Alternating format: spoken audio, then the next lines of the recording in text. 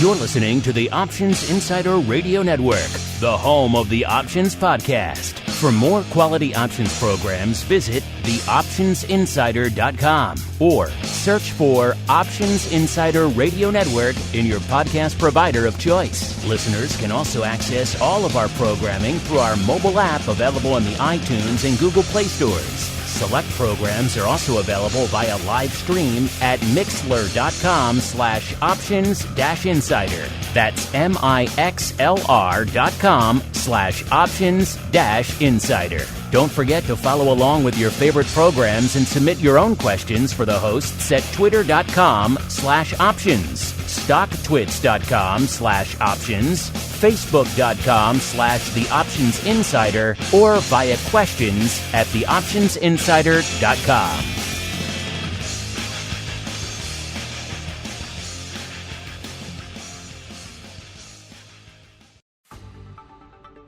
Welcome to Volatility Views, the premier program for volatility traders. Each week, we'll take a deep dive into the world of volatility with in-depth analysis, trading activity reviews, strategy breakdowns, cutting-edge education, and much more. We'll also bring you exclusive conversations with the traders, researchers, and asset managers who are reshaping the volatility landscape. If it involves volatility, then you'll find it on Volatility Views. Volatility Views is brought to you by MIAX, one of the fastest options platforms in the world. MIAX is now trading options on the SPIKES Volatility Index, offering pinpoint accuracy, radically faster dissemination, and a highly transparent settlement auction for confident trading, all for competitive exchange fees. It's time to make a change and give yourself an edge with SPIKES. Learn more about SPIKES at www.miaxoptions.com/spikes. Options involve risk and are not suitable for all investors. The statements made are provided for informational purposes only and should not be relied on for financial or legal advice. And now, it's time to take a deep dive into the world of volatility. It's time for Volatility Views.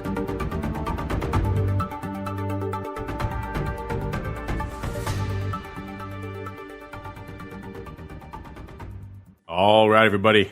That music can mean only one thing. It is time for Volatility Views, the premier program for volatility traders. My name is Mark Longo from the Options Insider, as well as, of course, from the ever-exciting radio network. Hope you guys are enjoying your regular fix across the broad spectrum of shows that we put out throughout the week. It's a lot of shows, a lot of content, a lot of work, but we like that you guys enjoy it. Hope you guys are enjoying it there. At the end of the day, you guys know how to get us on this program. Of course, you can join us live every Friday, 1 p.m. Central, 2 p.m. Eastern, or after the fact on pretty much any device, any platform on the planet. If we're not on some obscure one, let us know. We'll look into it. We're pretty much everywhere you need to be. Just search for Vol Views or indeed search for our network, and you got it all. And of course, however you listen, live after the fact, make sure you hit us up. Questions, comments, insights, pearls of wisdom. Send those questions in because we like to hear from you. At the end of the day, it's all about you guys. And joining me on the program today to help me hold down and make sense of this crazy world of volatility that we find ourselves in today. First off, we are joined once again. He hasn't been on a little bit, but I'm pleased to say he's back on today, holding down the MIAX hot seat, Mr. John Smollen, the EVP and head of Exchange Traded Products and Strategic Relations over there at MIAX. John, welcome to the program. Mark, thanks for having me, and thanks for getting that title right. You know, I know it's a troubling task, but I appreciate it. Yours is pretty easy compared to some that we have to deal with. Yours is fairly low maintenance. I do believe we are joined now by the greasiest of meatballs, Mr. Mark Sebastian from OptionPit.com by way of Carmeline Capital. Mr. Meatball, welcome back to the program, sir. It's so wonderful to be here. I'm in such a great place. The world is my oyster. La-di-da, kumbaya, kumbaya. Which great place do you find yourself in today? Is it a Costco, a gas station, a 7-Eleven? Where's the big place? I wish. I'm coming to you live from the 30th floor of 190 South LaSalle. I'm enjoying the scenic heart of Chicago's financial district. There you go, the global capital some might say, of OptionPit.com and indeed Carbon Line Capital. And we are indeed the global capital of talking about volatility, so let's get to it with a little bit of the old volatility review.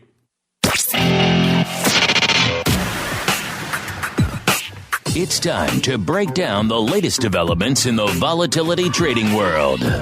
It's time for the Volatility Review.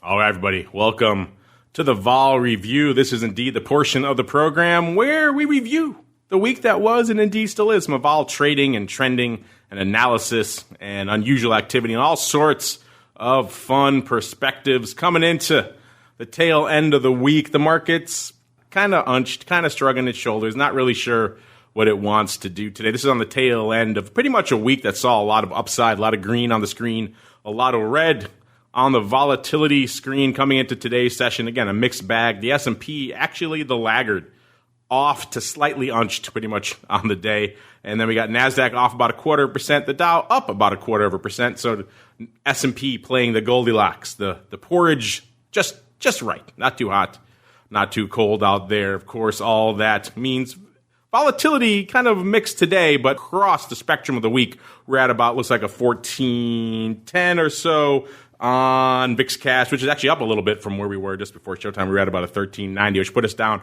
over a handle and a half from where we were this time last show. And of course, our old friend Spikes was at about a 14.20, ticking up a little bit, now at about a 14.40, which puts us up, or I should say down, about 1.5 handles from last show as well. And of course, our old friend VVIX, aka the volatility of volatility. Remember, at the end of the day, VVIX doesn't just track the direction of VIX, it tracks the volatility of it. So movement in any direction, that counts. So ticking up a little bit this week, up about 2.5 handles, right around to a 99.5, flirting with that triple-digit level, but not quite there just yet. So let's go back around the horn. John, you haven't been on a little while, so maybe we'll start with you. I know we got some fun activity. We'll get to that in a little bit, things lighten it up in your neck of the woods. But since the last time you joined us here on the program, sir, what's been lighting up your tape? What's been catching your eye in the world of volatility, sir?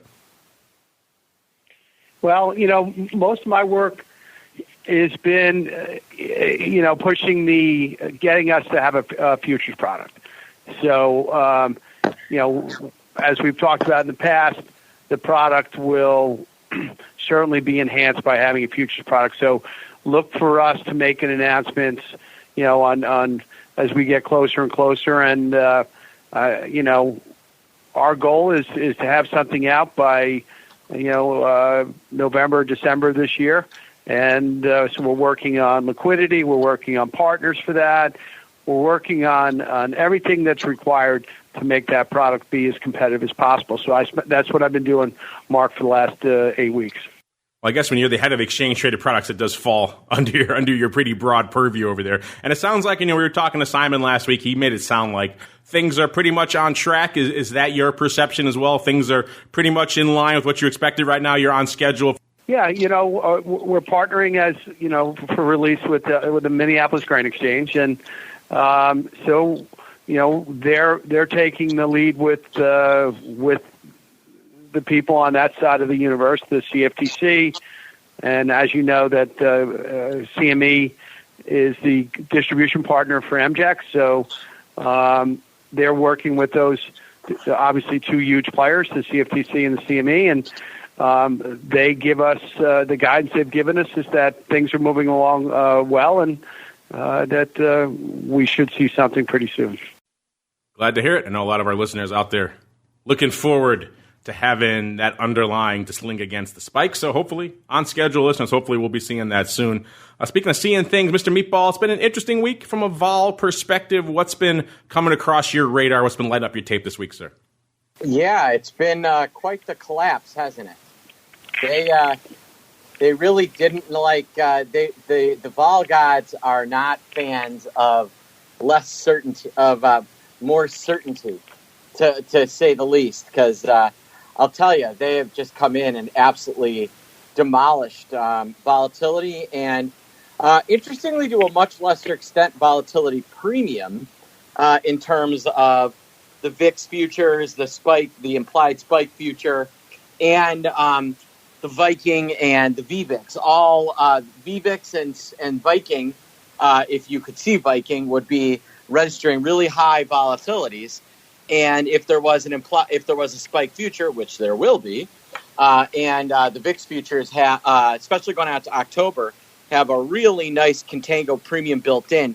We've not seen this kind of contango premium in, I don't know, Mark. When was the last time you saw a future with 30 days out carry like a 3-point premium over the cash index? It's been a while. It's been pretty much a flat year or a backward year, right? So to see the nice, healthy contango come back, it's kind of like return of an old friend. Yes, it is. Hello, old friend. We've missed you, Mr. Contango. Hello, Welcome old home. friend. Good old juicy contango. You know, you need a little juicy contango out there in the volatility world to make things happen. By the way, let me point out here at the top of the show, I'm looking at Spikes right now. Spikes is at a 14.38. And as you recall last week, I so generously let you go first. But before or after second, I went third to be a charitable fellow in the crystal ball. But as you recall, I wrote down and even said, after you made your pronunciation, I said 14.35 feels pretty good for me this time next week. I moved it up to be charitable, I think, to around a 14.65 to give you a little room to breathe. But 14.35, looking pretty good right now. I just got to put that out there now because you never know what happens over the course of the next hour. The spike index, it's right there. The VIX index is 1395, and my guess was 1412. So I got to say, I am straddling. I'm right in between the straddle of the two. I'm basically a red dart bullseye if you take the mean of the two, aren't I? So I guess what matters more, is it mean of the two or is it being close to an exact bullseye on the one? That's the challenge of predicting two with one prediction, you know? It is true. A lot of different ways to interpret it. So I guess what we're saying, listeners, is we're both claiming victory here at the top of the show. We'll see how it unfolds. I'm claiming more victory than you, though. I don't know. Mid-market versus bullseye, I don't know. I might want to lean the latter. You know, I think I like that. Anyone can be mid-market. You know, that's fine. But, you know, hitting the nail on the head, that takes a special individual. Well, but that wasn't your actual guess, so. Well, it was until I changed it to be charitable to you, which is why I'm pointing that out. Which is on the record. I did say it last week. I said 14.35, but I will adjust it north to be charitable. So in my hosting duties, I adjusted it north, but in my heart of hearts, I was at 14.35, which is pretty much looking exactly spot on. Which you gotta like. Speaking of things you gotta like here, I don't know if you gotta like it, but as Mr. Meatball alluded to, our old friend Contango back, looking pretty healthy, looking pretty rich out there. It has been a while since we've really sat down and said, oh, look at that spread. In fact, we stopped quoting it. We used to quote it a lot here on the show, what the spread is between the cash and the front month and the second month future out there. And we kind of stopped doing it because it was not really much to talk about there. If it was backwards and the cash was over it, or it was flat. It's been a weird year if you've been watching the futures and indeed listening to the show. Now we're back to the return of an old friend, the healthy contango out there from the futures one to the next, looking at roughly about 2 1/3 points, looks like, between that SEP and OCC future. So a nice healthy bid there in between the cash and that front month future. You're talking about 3/4 of a point or so, but again, that vacillates around quite a bit because we know the cash vacillates around quite a bit as well. Mr. Meatball, I know you mentioned it earlier, the kind of return of our friend out there, the contango. Has that been lighting up your crazes in the pit chat? I know they like a nice contango. It sets up a lot of other trades for them. They've been lighting it up in the pit chat this week? Yeah, I mean, that's been where all of our trades have developed around, is this extension of contango, this extension of, of kind of vol decay in VIX futures and spike implied futures through the options. There's just a massive amount of premium that has that is going to suck out over the next few months if things stay as it, or next few weeks if things stay as is. So there's just all kinds of trades that are developing in VIX and VXX and spikes. Speaking of spikes and trades developing, you know, John, I think they heard you were coming on today, and they wanted to make your job a little bit harder, maybe a little bit easier, depending on how you view it, because we got some size stuff to break down today. I was just about to say, you know, the OI coming into today is about close to what it was last time, and that is still true, because as we all know, OI updates once a day. But in the interim, this morning, I know, John, I was joking with Shelley a few times here on the show that it seemed like Tuesday is the day when Spikes really lights it up. So we had to start calling it Super Tuesday. But now maybe I need to amend that to Super Friday, because looks like things were lighting it up again today, sir. Why don't you walk us through what was going up out there? A lot of contracts changing hands at Spikes Land today, sir. Yeah, it did kind of catch us a little bit by surprise, but I think not. We kind of get everything secondhand ourselves, and I don't know why the timing was different. I know that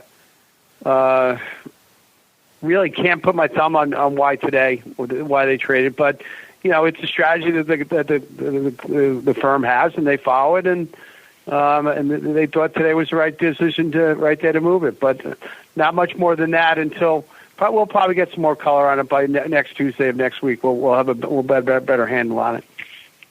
Yeah, it looks like our old friend, the 1x2er, I guess you can call him, has returned. Remember last week, listeners, the size OC 2030 1x2 6,000 by 12,000 was the big outstanding position in the Spikes OI. Worth noting, there's a 6,000. Actually, there was 1x2 in SEP as well, 3,000 by 6,000. SEP 1725. That's obviously going away next week. So maybe that prompted the decision to pull the trigger this week before the SEP maybe goes off the board. Either way, putting up some size here on Super Friday now at Spikes Land. So they're taking off. Looks like that OC 2030 here going up in a couple of big lots. We saw the 30s, or let's start with the 20s. The 20s went up a total of about 6,000 times in some funky blocks, 4586 and then 1,414, both for $1.25 against about, looks like 12,000, so 91.72 and 28.28.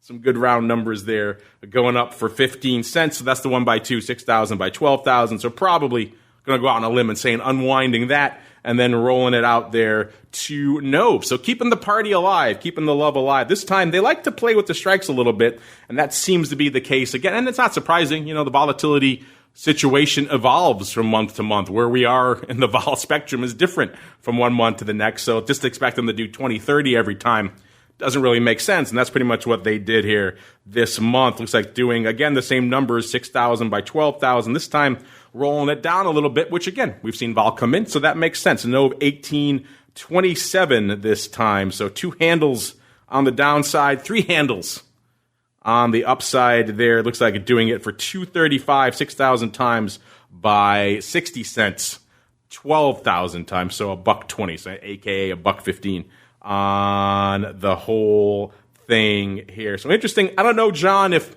Super Friday has the same ring to it that a Super Tuesday does, particularly when we're entering into the political realm again here pretty soon in a few months here in the U.S. But still, you got to be pleased with all this paper going up. And the fact that they continue to put it up, they continue to roll it. When we first saw this paper go up, we weren't sure if it was one and done, maybe a little bit of a trial. Now they've been doing it from AUG to SEP to OC and now to Nove. So that's got to at least put a smile on your face there that they continue to keep the party alive, sir. Yeah, it does. One of the interesting things, as we there's a process to work towards getting the markets where we can be competitive for just the retail player, the 5, 10, 20 lot player that is willing to cross back and forth across the bid and the ask, and they think that there's the markets are tight enough that they're willing to do it.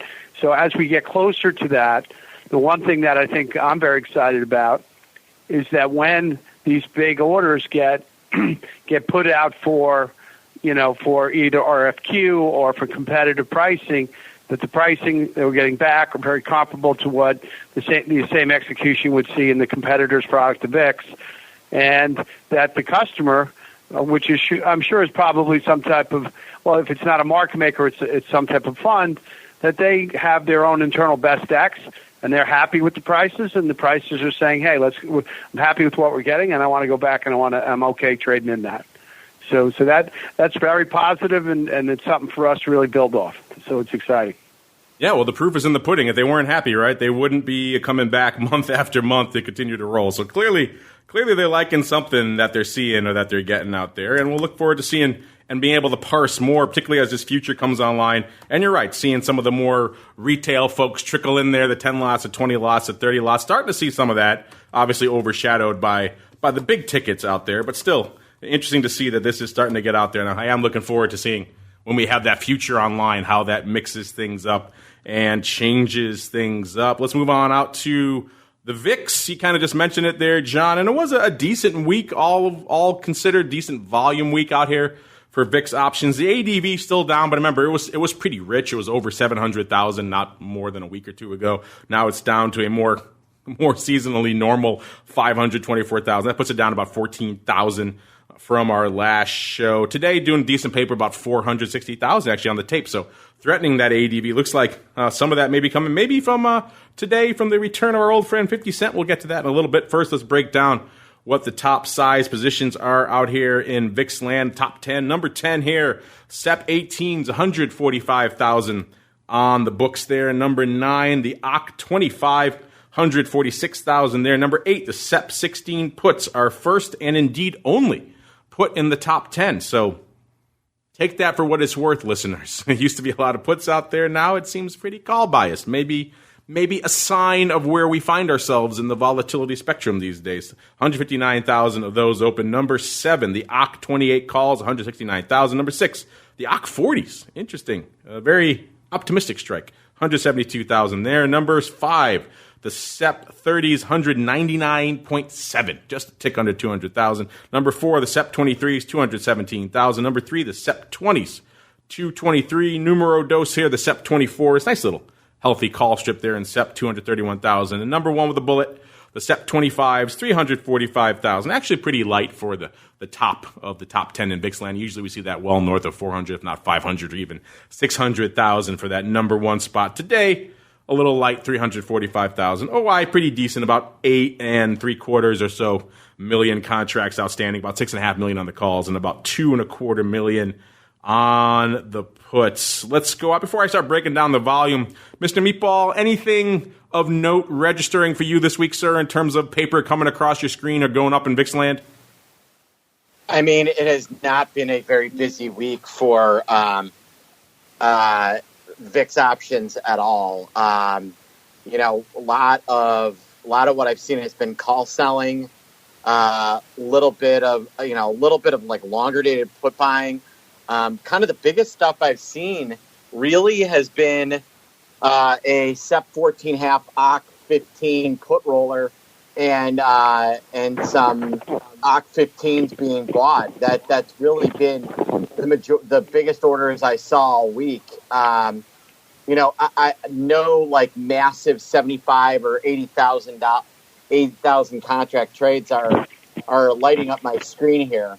I think the biggest contract trade all week in terms of one trade was the SEP 14 half OC 15 put, where paper sold OC and bought SEP and collected between 20 and 22 cents.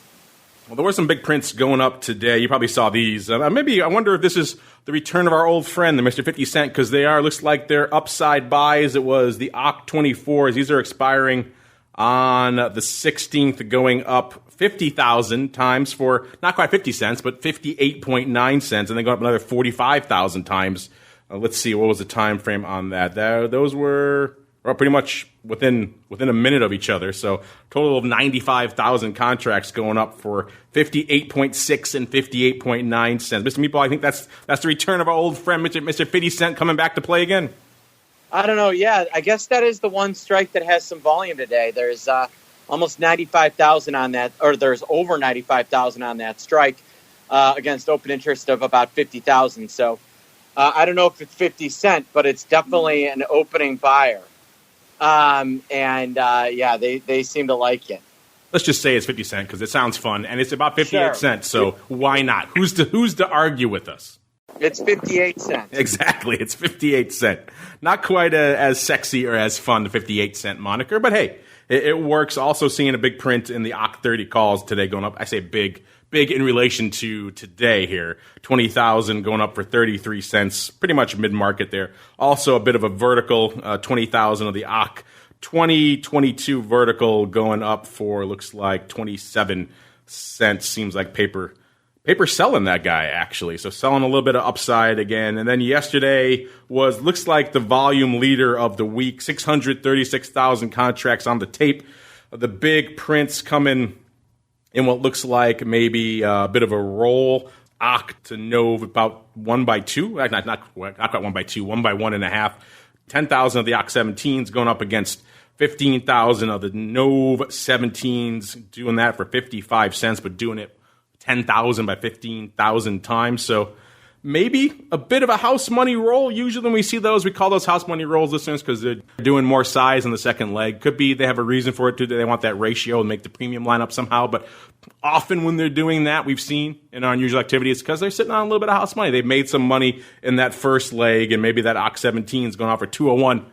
Maybe they're looking pretty good on those, and so they're putting a little bit of that capital back to work, doing a little bit more size on the second leg, the Nov 17 leg. Hence the term house money roll there. Also seeing looks like another roll. A lot of rolling this week. I guess this is relatively quiet week. Get your rolling done here. Nov to Dees 18 roll going up 20,000 times for 17 cents. And our roll from the 1 by 2 popping up yesterday as well.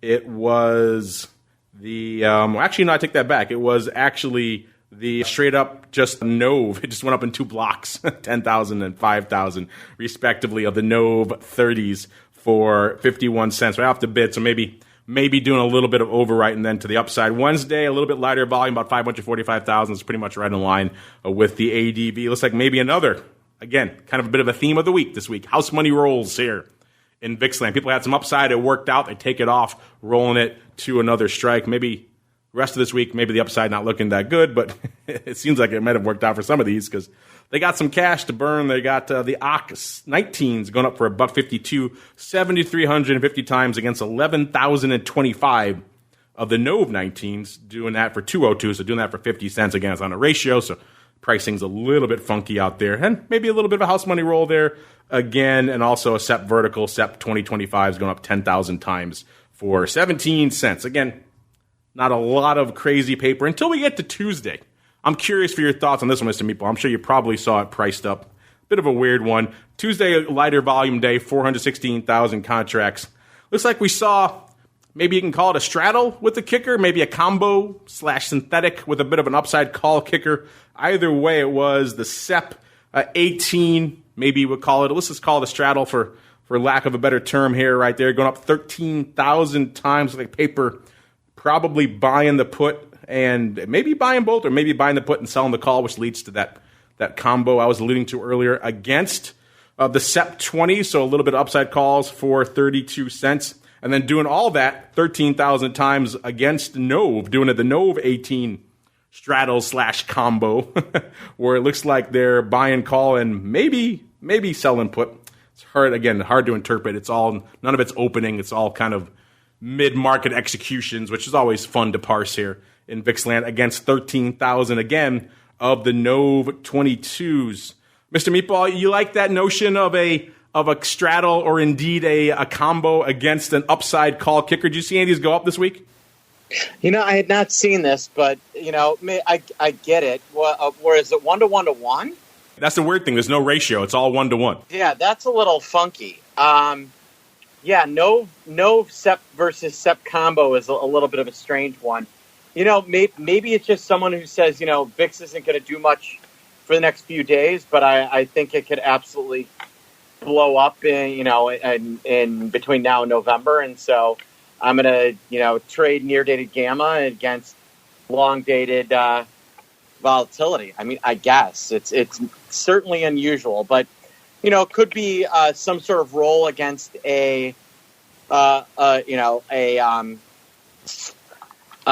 some sort of over the counter position. Maybe they're unwinding their September against some sort of long dated call.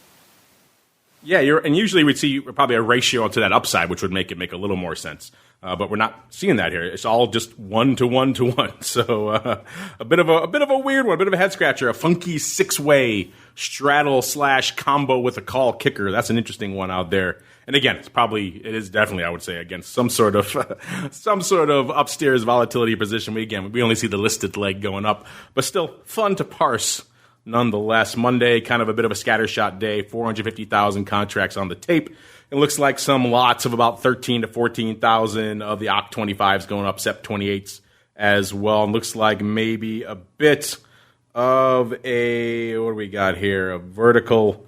This is, actually no, there's some other paper going up here, OCC 28s, OCC 23s on the 9th, 12 to 13,000 times. Looks like we also saw a bit of a baby version of the big Tuesday trade, which was 2,400 of that SEP 16. Looks like they're buying put here and maybe selling the call. So maybe it is a bit of a synthetic against a call kicker, but they're doing it on a ratio this time, Mr. Meatball, so it makes a little bit more sense. They're doing it 2,400 times on that SEP 16 combo against 10,000, so roughly 1/4 of the SEP 19 calls for 42 cents right off the bid. Do you like it a little bit better on that ratio? Yes, I do. That makes a lot more sense to me. And fits more your kind of standard VIXY type trade.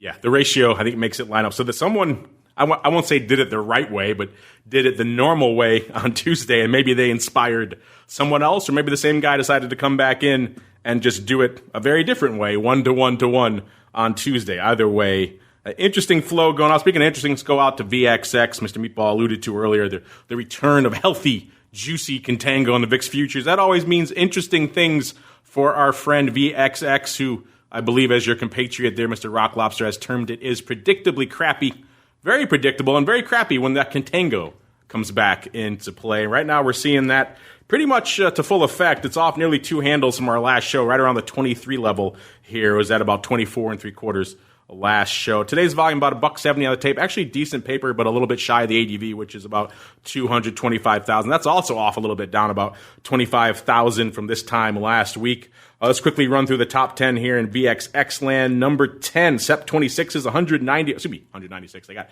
VIX on the brain. 19,600 going up there, or I should say open there for number 10. Number 9, 20,000 of the OCC 46s. Interesting. Number 8, the SEP 28, 26,000. Number 7, the first put on our list, the SEP 22 puts, and then it's pretty much all puts there for the rest of the time there, listeners. Number 6, the SEP 18 puts, 28,000. Number 5, the Jan 14 puts, about 29,500. Number 4, the SEP 19 puts, about 30,000.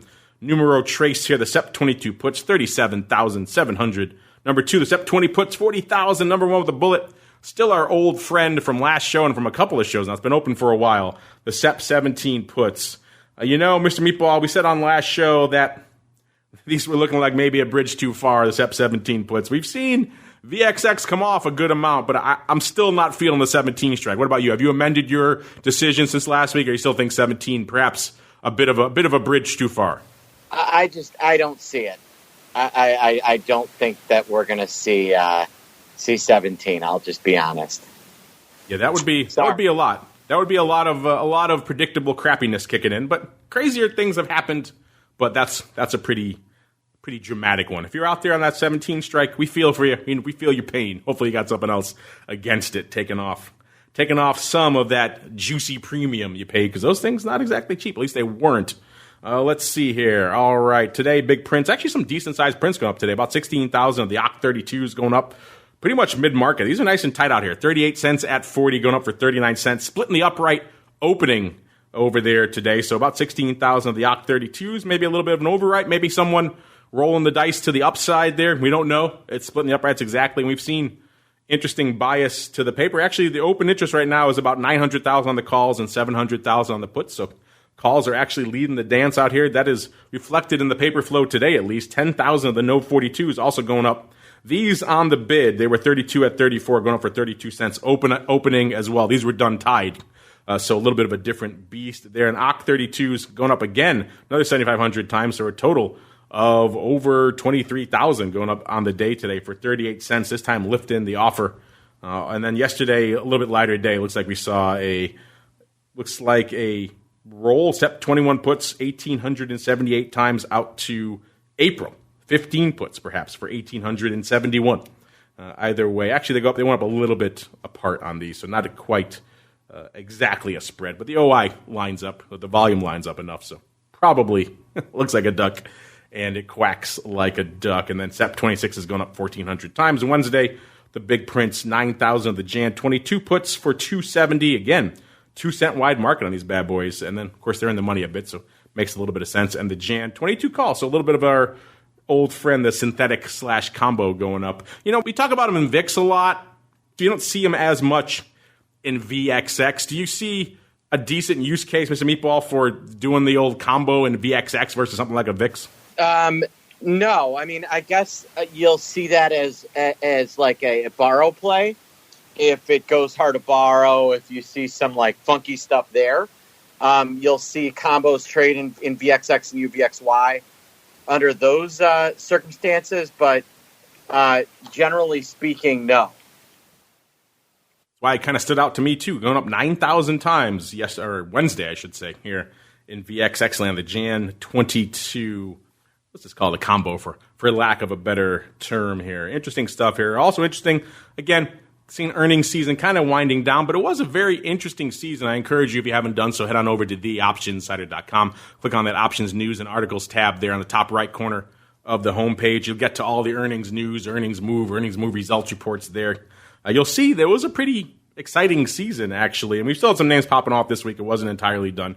We had GameStop on Tuesday. We had Oracle and Broadcom yesterday after the bell. We had Duluth Trading before the bell yesterday. So still some names popping off, but very much at the tail end of the season. But the season as a whole, I encourage you, if you're checking out those reports, check out the earnings season report, because that breaks it down by week. And it shows that by the end of the season, which they kind of roughly encapsulate in about 6 weeks here, it has outperformed its own straddle, or the average of the straddle, I should say, by about 114%. So it's outperformed that straddle. Usually if it's 100%, obviously it's exactly in line with what the straddles we're predicting. 114% means slightly outpacing those straddles. And it pretty much was every week except for the final week of the season, which did 82%, so underperforming. But the rest of the weeks, 108% week 1, 102% week 2, 135 was the big week there in week 3, 121% in week 5.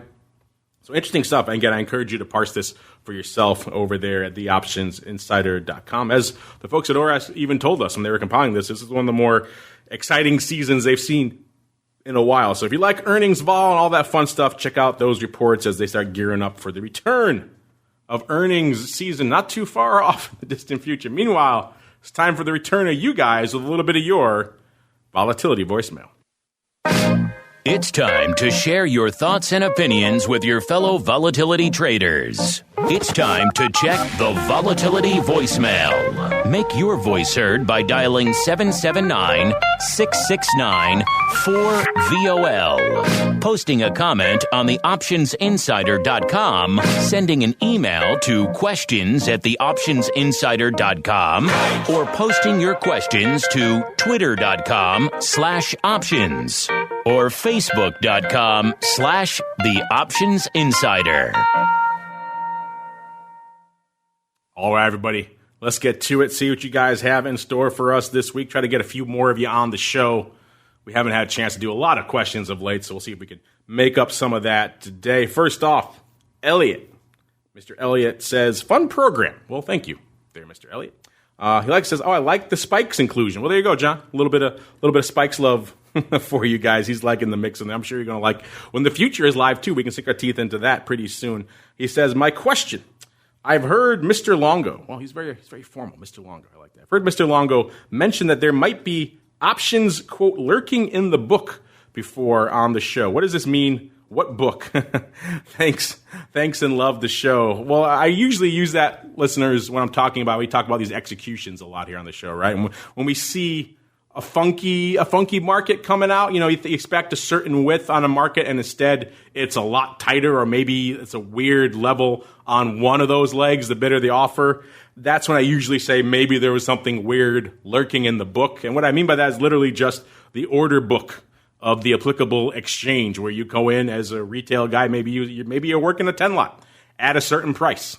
And if that's inside the standard market that's being disseminated out there, that's going to be reflected in the order book, and AKA the NBBO is going to be changed to reflect that. So if it's 150 at 151 and an option maybe that should be a little bit wider than that normally, then maybe you could assume maybe something's lurking in that offer there. So that's kind of what I mean by that, and that's why I sometimes take some of these executions with a bit of a grain of salt there, is that you see these weird prints. Maybe they're working their own order in the book just to move things around. We've seen crazier things happen before. But yeah, that's what I mean by lurking in the order book. John, you've been around at various exchanges for quite some time. You're working at an exchange right now, so you have had some experience with order books in the past. Any nuances you want to share about orders lurking in the book and changing markets for our friend here, Mr. Elliott, who's a fan of spikes, by the way?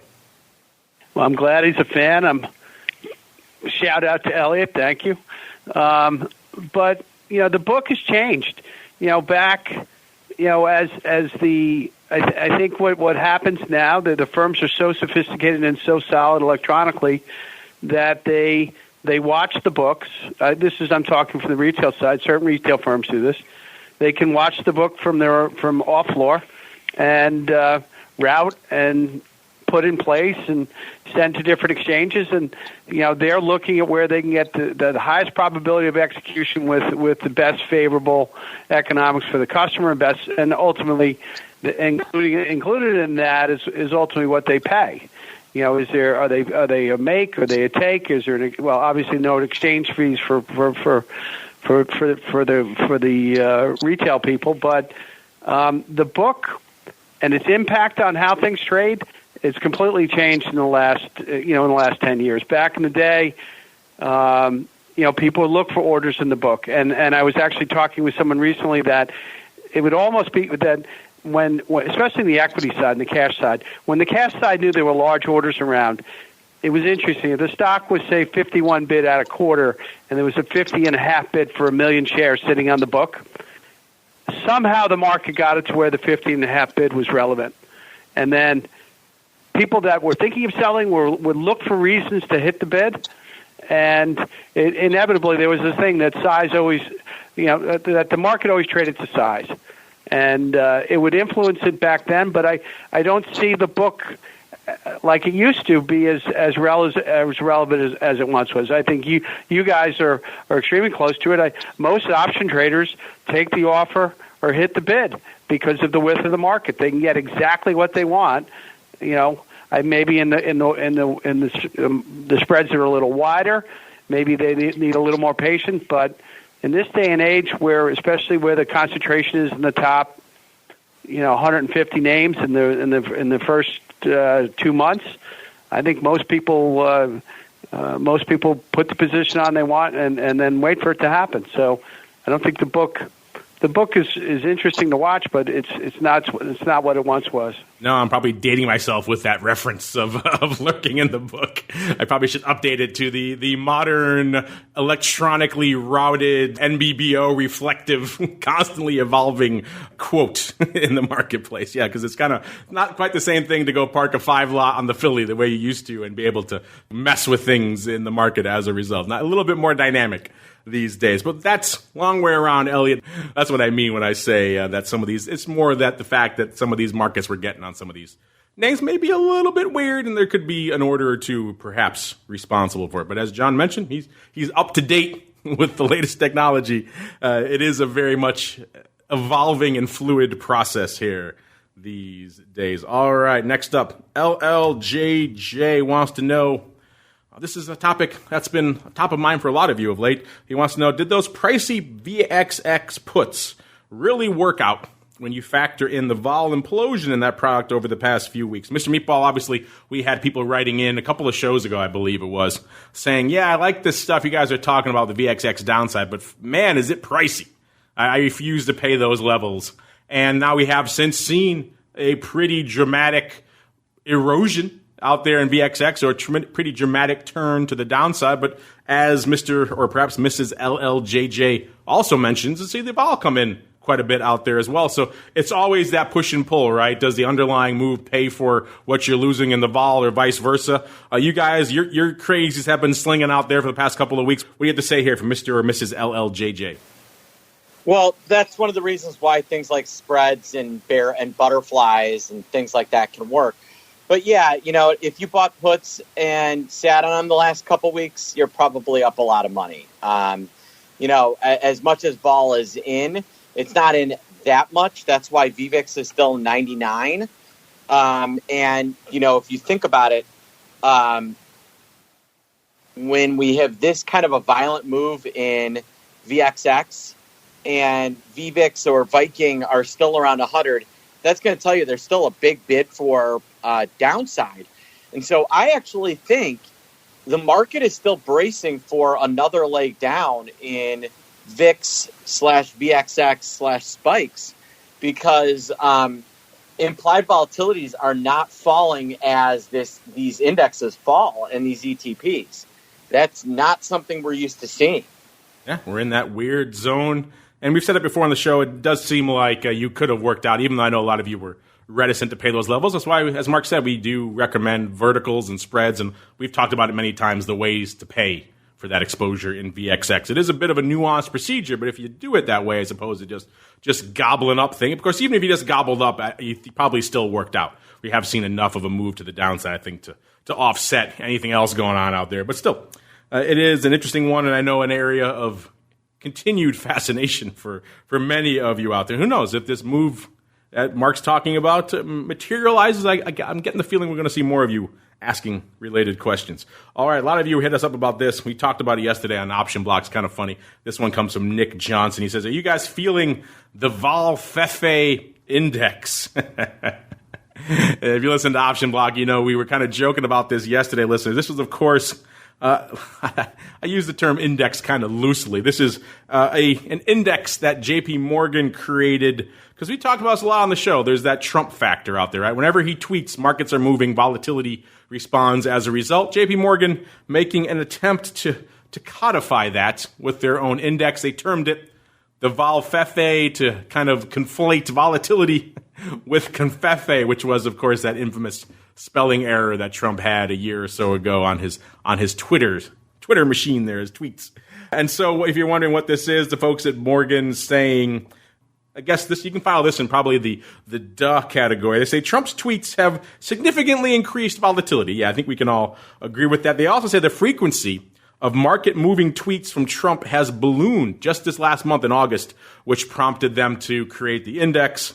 And the U.S. markets are paying more attention. They felt the need for a model to codify all of this and quantify it. They're not just tracking the tweets. They're trying to indicate it off of certain trigger words, including China, billion. I don't know why billion is in there, but billion and products. And they even say themselves, the model, not quite a savant.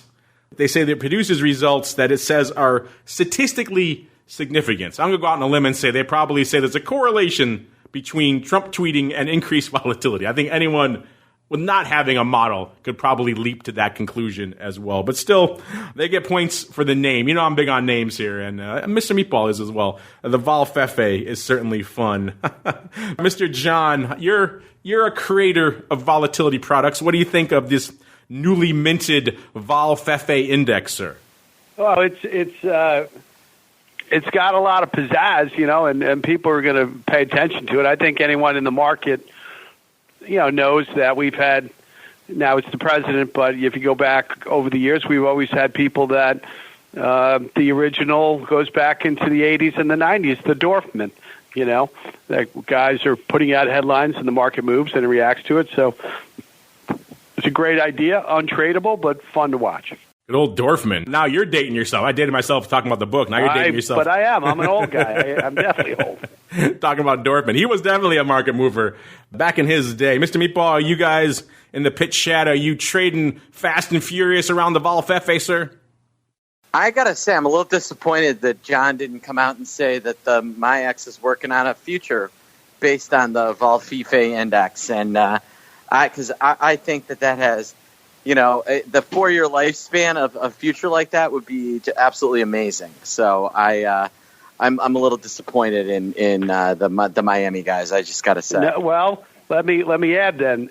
So I will tell you, we have had some bulge bracket firms who have come to us with similar ideas that are actually tradable, that we think will but it won't capture the Twitter Trump thing, but the things that he focuses in on, on trade and on markets and on rates, that we think that there is something there, and we are actually working on something that we're working on two products specifically. That our goal is to have them out, very early in the new year. That will be here and available for the markets to trade, through the election cycle. So we are looking at it. That's super exciting. I can't wait to start trading and tracking all those amazing indexes based on what's happening on Twitter and or China or the word billion. So here's the word billion. The word billion. That one cracks me up. What about like the season premiere of the Showtime show? Is that gonna send the index flying? That's gonna skew volfefe completely. Yeah, I know. It's just gonna, and so they're gonna have to, that will just be amazing. Is that show even still on? It is. Despite the fact that, that's folks at home. If you're an actual trader and you watch that show, it is infuriating. It is pretty bad. I watched some of the first season. I had to just turn it off. I was like, this is ridiculously fake, and not even remotely how. I mean, listen, I am not an insider trader, but if I was, I could tell you exactly how to do it. And the way they do it on that show is completely wrong. So you don't meet with a trench coat in a dark alley to hand off an envelope full of coded messages or whatever they do there. But, it does bring up a good point. We got to go on with the crystal ball. But, we see there's a legion of lawyer shows. There's a legion of police shows. There's a legion of medical shows. If you were an alien and all you knew about us was our collective pop culture on TV, you'd think everyone in America was a doctor, a lawyer, or a policeman. And yet there are a legion of other professions. There really hasn't been a good television version or depiction of finance in any real good degree, whether it's trading. I mean, there's been a few hot spots, obviously, Creating Places, the infamous movie everyone loves. Everyone loves it because there's not much else really that even depicts it. So there's nothing really that touches on trading, let alone what we're talking about, like pitch trading or things like that. It's a lot of room there, I think, to maybe explore some, maybe in my free time. I'll have to make that happen. Meanwhile, we'll have to keep on rolling right on into the crystal ball. It's time to peer into the future and reveal what the volatility gods hold in store. It's time to look into the crystal ball. All right, welcome to the crystal ball. This is the most dangerous, the most challenging, the most daring portion of the show where we attempt to wrestle with the volatility gods. Mark, maybe I'm going to add a wrinkle for next week because I've obviously got it down. My 1435, which I really wanted, Spikes is at a 14.33. So I'm going to call that a bullseye. What do you think we add the wrinkle? We add the volfefe in for next week. What do you think? No, I still contend I win. Let's see. 14. I'm going to go volfefe of a 6. I have no idea what that means, but that just sounds fun. All right. So, yeah, Spikes 1433. And VIX Cash, was it 1391? You were at a 14. I was at a 1465 because I was charitable. And you're, even though my real heart of hearts we know was 1435. All right. And so then 1412. 1412 for you. Yes. So I'll let you go, despite the fact I won. That means I get to pick who goes first. So I'll let you go first, Mark. Since you're so affected by... Well, I was very charitable to you last week. I guess it's only right that you return favor this week, considering I was, in my heart of hearts. That's why I said, I made sure to say it on the show last week, that I really like 14, so I can have it there in the record, so there could be no disputing. And so go back, check the tape, listeners. I did say it. All right. So that, fast forward beyond my miraculous bullseye this week. We're looking here, interesting stuff, maybe a tale of some different term structures out here. We talked about VXX and what's open out there, and also what's open out there in VIXland. And pretty much all VIXland is, as we said here this week, is pretty much leading the dance, all calls all the time, one put. So maybe that gives us one perception. Then we see VXX still slightly biased towards the calls there as well. But, a lot of the flow we saw this week towards the latter portion of the week, maybe today notwithstanding, maybe 50 Cent is back, seems like maybe biased a little bit of the other way. It's a weird time. We're seeing that Juicy Contango come back. We're not flat anymore. We're seeing VXX maintaining its firmness, shall we say. So Vol still staying a little bit juicy. So I see what you're saying, how there could be a sell-off next week, Mr. Meatball. But I think I'm going to stay not too far from where my heart of hearts was this week. I wanted 14.35 this week. I'm going to say 14 and a quarter. So we could sell off a bit earlier in the week, but maybe something will happen. We'll have a little volfefe kick in, and we'll come right back to where we are pretty much right now. All right, Mr. Meatball, I bought you some time. What are you feeling for next week, sir? Well, we got the Federal Reserve coming up, so that could be interesting. And you do have what appears to be at least a 1 or 2 week pause in China. So I'm going to go, let's see, what did I guess last week? 14.12? You said 14.12. I think that we're going to have the lowest settle of the year for VIX. And we're going to have a VIX with a 12 handle at one point next week. But we end up doing 13.14 for a settle. 13.14. Look at you getting oddly precise here. Instead of 14.12, I want to do like weird. That's my new thing is numbers that have meaning. That's your new thing? Yes. And I'll put you down for a 2 for the volfefe. How about that? Yes. There you have it. And at least a 2. I'm going to say 2.5. All right, everybody. We're going to have to leave it there. Unfortunately, that music means we come to the end of another excellent sojourn through the world of volatility, volfefe, VIX futures, return of our old friend, Juicy Contango, all sorts of good stuff on the docket today. A lot of paper going up. Not so much in VIX options. It was a decent week, but kind of a light week comparatively. But the spikes lightened it up this morning at least, so we'll see if that carries through. Maybe Super Tuesday. Keep your eyes out for Tuesday in Spikes Land. And John, if they're intrigued, they want to learn more, maybe they want to keep track and keep tabs of what's going on with the future and with the Viking, where should they go? What should they do, sir? Yeah, well, we use LinkedIn, our website, the MJX website, or areas that we communicate regularly through. But we'll have something out there very quickly once we have a date. There you go. And in the meantime, you can always head on over to MIAXoptions.com/spikes.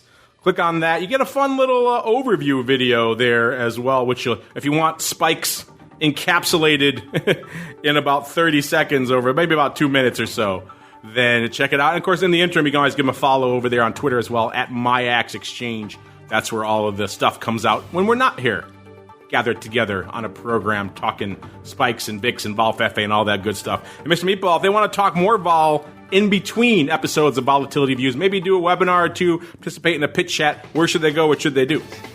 Yeah, so I did a webinar on Wednesday on how Wednesday was how I was trading butterflies right now. So if you want to know how I was trading butterflies on Wednesday, you can go to optionbit.com/FLYOPL, so fly OPL, and you can review that webinar as well as pay $97 for over $900 worth of option services. You get a half-hour session with me. You get our butterfly and condor masterclass and a month of OptionBit Live. Pretty darn good deal, Mark. The masterclass. So that's like a time. It's like a time machine. They could see exactly what you were thinking on Wednesday butterflies. So if they were wondering about that, there it is. And there you go. MIAX. OptionPit.com is the place to go. Give him a follow on the Twitters as well while you're at it, at OptionPit. You can get all of his webinars, links. You do a lot more on YouTube over there. You can follow those links there as well at OptionPit. We'll even throw one for the Rock Lobster as well at OptionVol over there on the Twitter machines. And on behalf of the Greasy Meatball and John, and indeed myself, I thank all of you out there for downloading, streaming, and subscribing. Keep those questions coming. We love you all your VXX downside. Other stuff is also good. Volfefe, you name it. We love it. And we'll see you back here next week for more Volatility Views. Volatility Views is brought to you by MIAX, one of the fastest options platforms in the world. MIAX is now trading options on the Spikes Volatility Index, offering pinpoint accuracy, radically faster dissemination, and a highly transparent settlement auction for confident trading, all for competitive exchange fees. It's time to make a change and give yourself an edge with Spikes. Learn more about Spikes at www.miaxoptions.com/spikes. Options involve risk and are not suitable for all investors. The statements made are provided for information purposes only and are not intended to provide and should not be relied on for financial or legal advice. You're listening to the Options Insider Radio Network, the home of the Options Podcast. For more quality options programs, visit theoptionsinsider.com or search for Options Insider Radio Network in your podcast provider of choice. Listeners can also access all of our programming through our mobile app available in the iTunes and Google Play stores. Select programs are also available via live stream at mixlr.com/options-insider. That's mixlr.com/options-insider. Don't forget to follow along with your favorite programs and submit your own questions for the hosts at twitter.com/options, stocktwits.com/options, facebook.com/theoptionsinsider, or via questions at theoptionsinsider.com.